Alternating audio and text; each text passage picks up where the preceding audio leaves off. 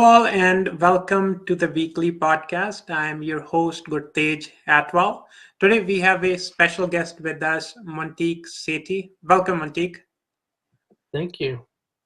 Thank you, Monteek. So, we'll talk with Monteek about his aviation journey. So, he is a Tracy resident. He learned to fly gliders and made his first solo flight at the age of 15, then gained his private airplane pilot rating less than a week after he turned 17, which is the minimum age to receive the certification. It allows him to carry passengers on his flight.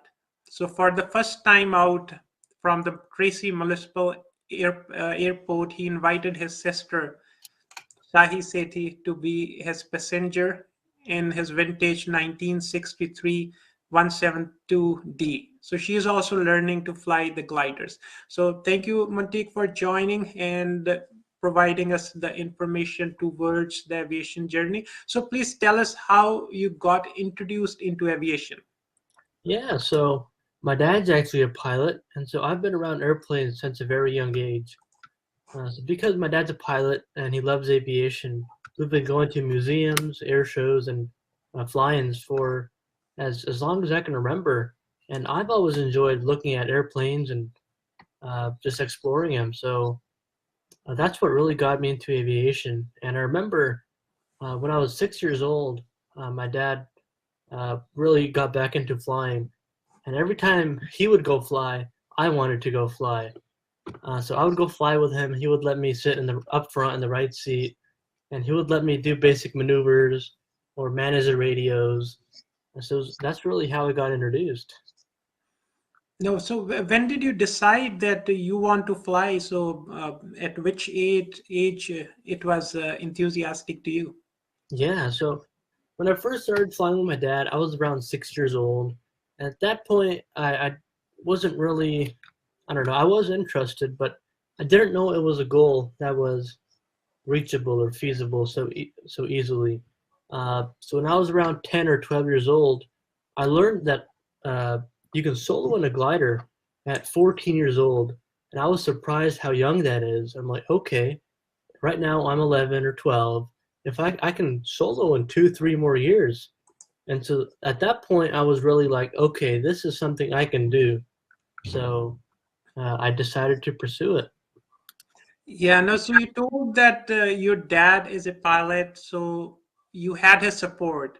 So how about your mother? So how she reacted when you decided that you want to fly at such a young age? Yeah, so because my dad is a pilot, uh, my mother's also been flying with my father ever since my dad's been flying. Uh, on the other hand, my mother is like super terrified of roller coasters, but she loves flying with my dad. So whenever my dad's gonna go fly, he'll take my mom for lunch once in a while, or we'll take family vacations, and my mother will go. So she loves flying now, and when I was learning to fly, she supported me too because she knew how safe aviation is. Because my father has been flying; he's a pilot. Uh, my mother was very supportive, and in fact, after getting my private pilot airplane certificate, I took my mother for lunch at a local airport, and she really liked that. Yeah, no, that's great. Now you have a great experience, the first-hand experience flying. So there's always a thought comes to everybody's mind. So is flying safe? And what happens if one of the engine quits? So does the airplane fall from the sky? A good question. So a lot of misconceptions out there that flying is dangerous, and when something happens, the plane's going to fall out of the sky or crash. But flying is actually safer than driving. So there's a saying that the drive to the airport is the most dangerous part of flying. So studies show, and it's actually proven, that generally flying is safer than driving. And when it comes to emergencies, and let's say your engine were to quit or something, pilots are always training for emergencies. Every so often, pilots have to go do some training, and during those trainings, they especially train for emergencies. So pilots always have a backup plan, and if an engine were to quit, the plane won't just fall out of the sky. Airplanes can glide to safely to land. So you always have options. Right. No, all the times we see the smaller planes that fly from Tracy or somebody goes from Stockton. So there's another thought comes to everybody's mind. So are the bigger planes safer than the smaller planes? Generally, yeah, bigger planes are safer because the pilots that are flying those planes, they're professional pilots. They've gone through a lot of training, they have a lot of hours behind them. And because they fly almost every day, they're very current, so they're up to date on the rules, and they really know what to do. And they also, so the airliners, they fly with like two pilots in the aircraft. So one pilot might be flying, one might be handling the radios or talking to air traffic control. So they can split up their resources, and that allows for safer flying. And in addition to the airlines, uh, the way the airlines operate is pilots don't have to do all the planning themselves. The airlines have routes that they've designed for different flights. And so a lot of times, the same set of pilots will be flying that same flight over and over again. So they know the route uh, and they're very familiar with it. Yeah, no, in news we always hear or listen that takeoff and landing, those are different than when the plane is up and flying. So can you explain the mechanism for our listeners? So how does an airplane fly? Yeah. So I'll break it down. So it's pretty simple. So every airplane has an engine. The engine creates thrust. Now there are different types of engines. You'll see the small airplanes that you might see flying around Tracy, a couple thousand feet over the ground. They'll have like a little propeller in the front, and that propeller creates thrust, which pushes the airplane through the air.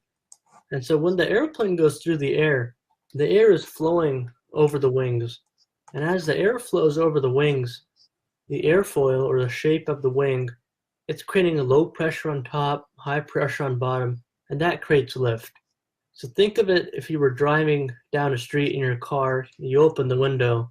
If you stick your arm out kind of like this and you move it around, you'll see that as you increase the angle, your hand will want to go up. So that's the basics of how an airplane flies. Yeah, no, as it seems like it's a going from point A to point B. So like now we have GPS on the freeways. So are there any highways or freeways in the sky as well? And how do you find the way if you want to go from Tracy to San Francisco? Does the Google Map work, or do they have some kind of GPS as well? Yeah, good question. So no, pilots don't use Google Maps, but some aircraft are equipped with GPS, and you can use that GPS to find where you want to go. But another way to navigate is pilots can have a map on their GPS, and they can look outside and say, okay, here's the Golden Gate Bridge, here's where I am, okay, here's where I am, and here's where I want to go. So there are different ways of navigating. You can use a GPS, or you can look outside and just know your way. Yeah, no, sometimes while flying, when somebody is traveling, we always see some kind of turbulence or there's a bumpy ride. So, why is that? Yeah, so this is related to like weather as well as physics. So when you're flying in a commercial airplane, the turbulence might be due to different air masses converging. Uh, so that's what causes turbulence. And at lower altitudes, uh, another form of turbulence might be like wind flowing over, let's say, the hills, over the topography of the Earth. That causes a little bit of turbulence too. So think of it like you have two rivers converging. When those rivers converge, the water will make some turbulence. Just like that, the air also creates turbulence when it converges. Yeah, so you started learning at a young age. So, what's the lower age or the allowed age when one can start learning? And from your experience, is it hard to learn flying? A good question. Yeah, because I started flying at a very young age, and I was flying with my father since I was like 6 years old. I had a lot of experience. I didn't start flying with an instructor until I was like 14. So, but the legal age, there's no age where you can start learning how to fly. You can start learning how to fly at any age, but you have to be 17 years old to solo a powered airplane. And to answer your question, is it hard to fly? No, it's not hard to fly because I love flying. It doesn't seem like work to me. It just seems like fun. Um, yeah. Yeah, no, you also had the glider's license before you started flying the airplanes. So, what's the difference between a glider and an airplane? And can one should try the glider's license before trying the real airplane? Yeah, uh, good point you brought up. So, because I was so keen on learning to fly, I knew that you can fly a glider at a younger age than an airplane. So I went ahead and got my glider license first, just so I could start flying earlier. And after my glider license, I transitioned to airplanes, and now I fly both gliders and airplanes. I find gliders are more of like recreation, and then airplanes, they are recreation, but you can also use them to travel. And the difference between a glider and an airplane is there's not much, but there is a big difference. So glider is pretty much an airplane without an engine. So let's say you had like a normal airplane, and when the engine quits, you glide to the ground, just like a glider. So the Right. principles are the same when it comes to the physics and the aerodynamics behind it, but you just don't have an engine propelling you. Got your point. So, you have a good community involvement as well. So, while you have some time, so while flying, so are there some opportunities, or how were you getting involved in the community service as well? Yeah, well, because my dad is a pilot, he likes to give back to the community as well. So he volunteers with a few organizations that are listed on this PowerPoint. Angel Flight is an organization where pilots and they have their own private planes or they may rent one. Uh, so if you have access to an aircraft, uh, you can volunteer with Angel Flight. And let's say there's a patient that needs to go from like Oakland to Portland for some sort of medical procedure or something. So a pilot will volunteer with the organization, and they'll fly the patient to wherever they have to go, just so it saves them time and saves them stress. Right. Another, Yeah. No, it's another a great service too. Yeah, you never know when somebody needs help, especially in remote areas where we do not have the bigger infrastructures close by. So yeah, learning these kinds of skills and while you are doing something else, so it can be helpful. So yeah, now, and yeah, we are curious. So how one can get started to get the license? So what are the steps for that? yeah. So the first thing I would say is really find out if you want to fly. So go for a discovery flight. And if you're part of the youth, you can join your local EAA chapter. That's Experimental Aviation Association. And if you join their chapter, you can meet with local pilots and other aviation enthusiasts. And EAA gives out free airplane rides to the youth. And as a bonus, you get to talk to and meet new people. So when I was younger, I was an EAA member, and I did take some EAA flights. Those were a very good way to get introduced. And then after that, after you've taken your discovery flight, your EAA flight, go to your local flight school, and after that flight, see how much you like it. Do you still want to fly? If you still do, well then you can start your training. Or another way is, well, if you know a pilot and you talk to him, they might offer you a ride. You never know. So these FAA chapters, so these are globally, or these are just in United States? Uh, these EAA chapters, I believe they're only in the United States. Okay, got it. So then how long does it take to get the private pilot certificate? Because one has to have certain amount of hours in flying before getting this certification. Yeah, so the FAA requirement, Federal Aviation Administration, their requirement for a private pilot certificate is minimum of 40 hours of flight training, and the average is 60 hours of flight training. But let's say you really wanted to get your license and you were very committed. Let's say you flew twice a week and you were really dedicated. You can get your private pilot's license within 3 to 6 months. Right. And now from the perspective of the cost, so it always from outside it seems like it can be unapproachable or it's not affordable. So how do you just describe, so how does it, what's the cost behind this learning journey? Yeah, so there are a lot of scholarships out there, especially for the youth. I personally got scholarships from the NorCal Soaring Association for gliders. They gave me $3,000 toward my glider training. And some other scholarships out there are AOPA, Aircraft Owners and Pilots Association. They offer scholarships around the nation. And then another local scholarship might be Patriots. Patriots is a jet team based out of Byron, and they have some scholarships as well that can help pay for your flight training. But to answer your question, how much does it really cost to become a private pilot?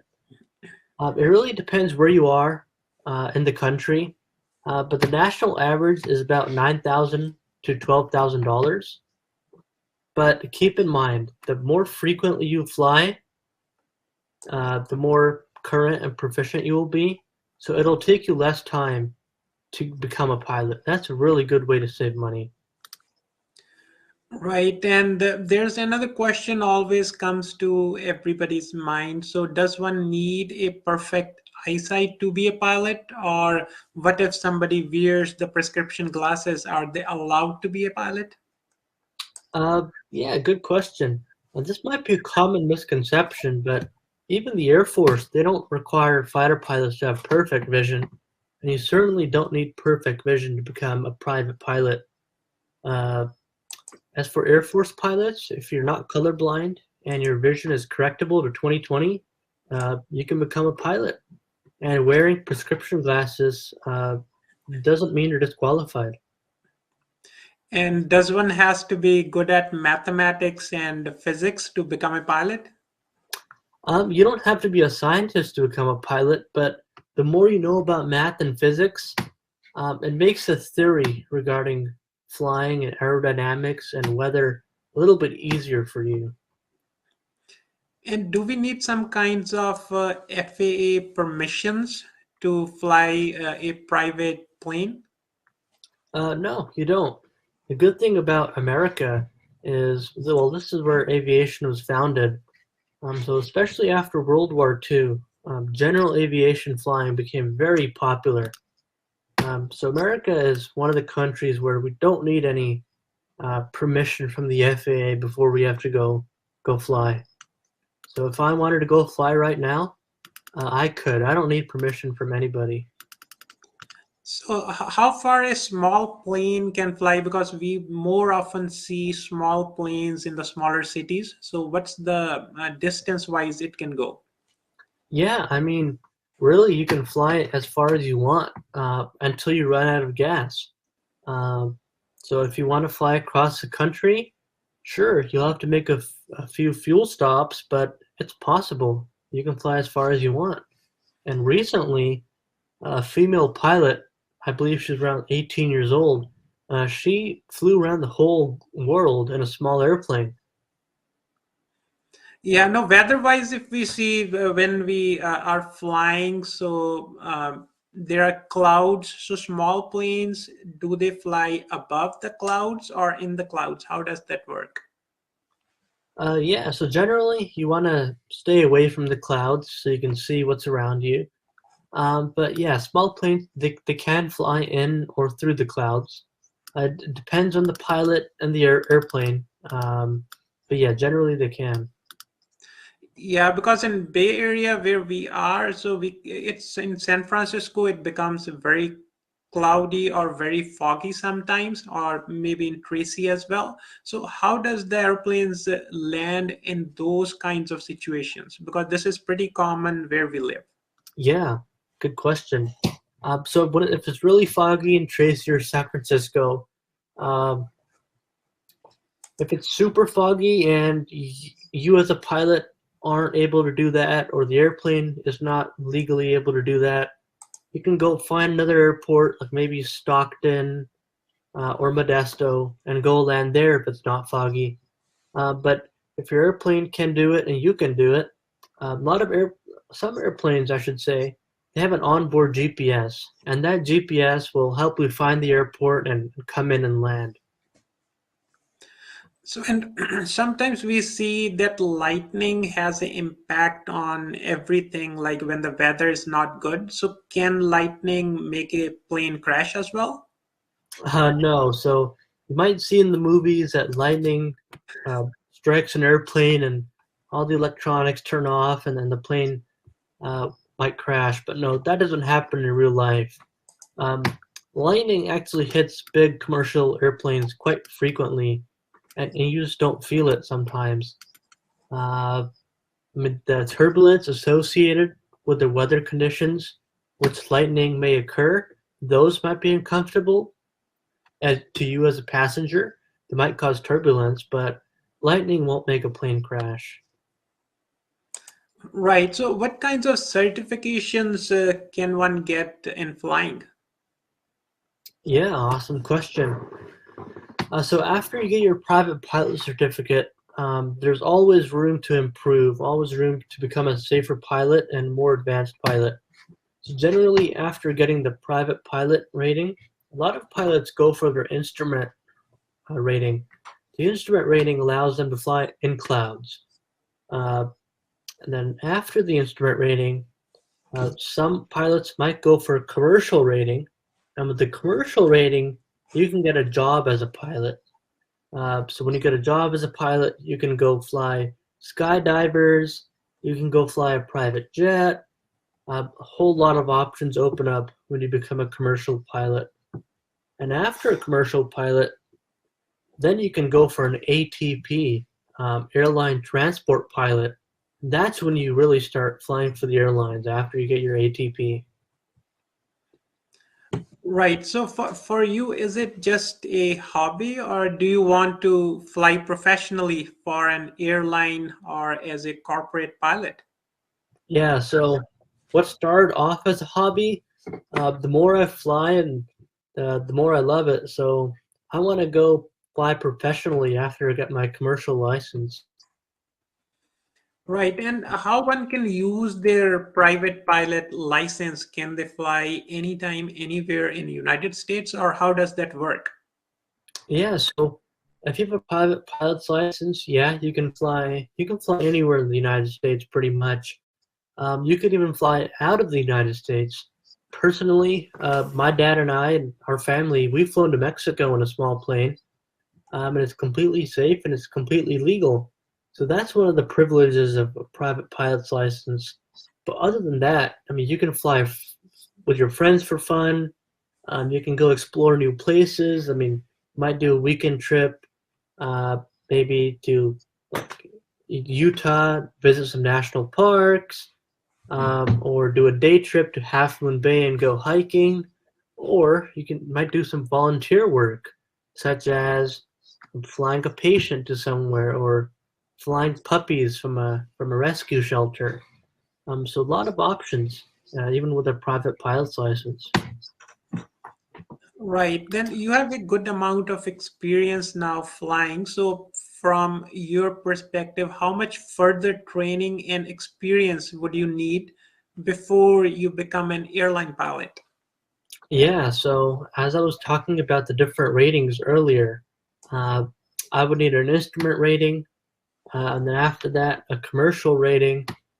And after the commercial rating, uh, if I don't have 1,500 hours by then, I'll need to build those hours. So those 1,500 hours, those are required to become an airline pilot. So after I get those 1,500 hours, that's really 1,500 hours of experience. Uh, then I can go for my ATP, Airline Transport Pilot rating. And in order to get an ATP, you have to be 21 years old. Right. So, what are the careers related to aviation? So, if someone studies or learns about aviation, so what are the different options and opportunities do they have? Yeah, so aviation isn't just limited to being a pilot. A lot of other things you can do. For example, you can become a mechanic. You can work on airplanes. You can become an air traffic controller. You can be controlling airplanes. Uh, I mean, a lot of us know flight attendants. They're really in the aviation business. Flight attendants another good option. Or you can work at your local airport. Maybe work at the flight school, in the office, or a lot of options. Right. So I think these are the options that one can use if they love flying. Somehow they're not physically qualified to be a pilot. So these are the options. They may be closer to the environment where flying happens and contribute towards and just have their passion. Yeah. Yep. Right. So another thing is, so how can one sample a flight in a small airplane? So are there some options around? Yeah. So if you're on the edge, should I learn to fly? Should I not? Uh, it's okay. You can go to your local flight school and you can take what's called a discovery flight. So you'll go fly with an instructor. Uh, they'll, they'll show you how to fly the plane and see if you like it or not. If you like it, then good. Then you can go take some flight lessons and hopefully get your license. But if you figure out it's not for you, it's okay. I mean, it's just that's why you took the discovery flight. Right. No, thank you, Mantik. Appreciate your time. And I personally learned a lot, and I'm pretty much hopeful that the students, school going, college going, their parents, now they're aware that there's an option and opportunity because in developing countries, there are not that much opportunities available. If somebody sees the plane, they want to fly, there are not that much opportunities. But here we have opportunities around us, which anybody can avail. And you are very much into this mechanical domain where you like flying in the flying industry. So what's your passion, and for graduation, what do you like to do? Do you mean like graduation in college? Yeah, college, which Oh stream? yeah. Yeah. So when I go to college, I want to major in mechanical engineering, and that'll really open up a whole other world of opportunities. The degree in mechanical engineering, there are a lot of options. I mean, I can go work for NASA. I can go work for a defense contractor. Uh, but really, the end goal is I want to become a professional pilot. So I might go fly for the airlines, and if something happens, and if I'm not able to, I can always fall back on my degree in mechanical engineering, which is also what I love to do. I love being hands-on and working on and fixing things. Yeah, no, the other thing is, as we are very much closer or kind of part of Silicon Valley now, but majority, whomever we interact, they want to go into software industry. But you have a passion into mechanical. So is it right to say that your exposure to the airplanes or the mechanical infrastructure encouraged you towards this journey? Yeah, it did. I mean, I've grown up around airplanes, like I said.